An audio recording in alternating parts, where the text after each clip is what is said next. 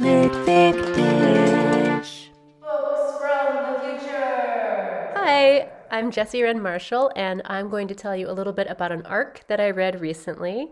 It is The Garden by Clare Beams, and it was fantastic.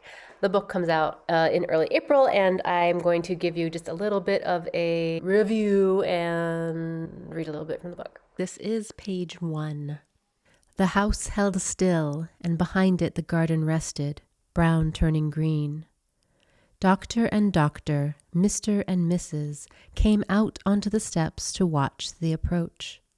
They did this when they could. Welcome made a difference.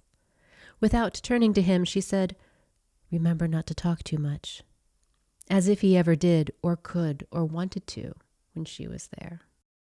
George and Irene drove toward the house that held their future and saw the doctor and Doctor standing at the top of the main stair, right in the maw of the gaping door. That was the way things looked to Irene. The steps, the tongue, the portico, the brow, the facade, the wide marble face. George slowed the car just enough, Irene feared, to be noticed. "Jesus," he said, "what is that place? Why are they watching us like that? Speed up. They'll think we're afraid of them." "Rennie, we are."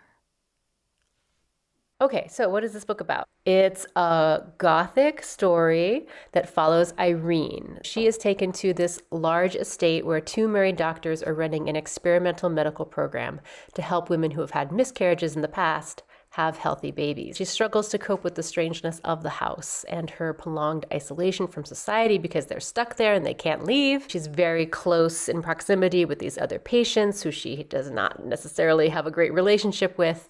And there's a lot of just fear and anxiety roiling through the house, which is fantastic. And then we get introduced to a garden that it seems might have some unnatural powers. So there's a lot of really just juicy stuff that this book goes into, like doppelgangers. What is the word? The uncanny.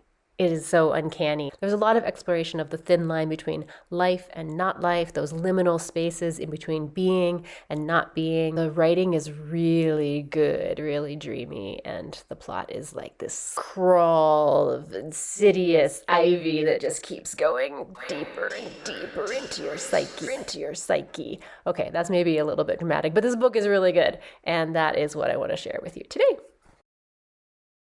Litvic Dish.